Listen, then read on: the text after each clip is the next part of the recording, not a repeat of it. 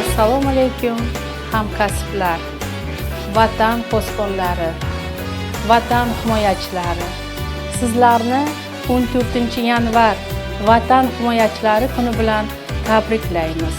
Sizlarga sog'lik, salomatlik, oilaviy baxt, doim hamroh bo'lishini tilab qolamiz. Vatan himoyachilari kuni muborak bo'lsin. Yurtimiz hamisha tinch va osoyishta bo'lsin.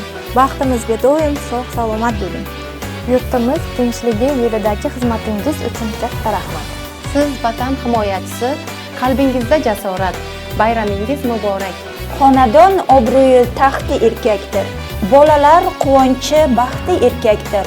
Ayollar qudrati mulki erkakdir. Vatanim g'ururi ko'rki erkakdir.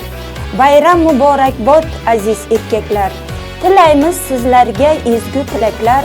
Omon bo'ling bola onalar uchun. Sezing doim ayol mehrning kuchin. Bugungi bayram barchangizga qutlug' bo'lsin. Bayramingiz muborak bo'lsin.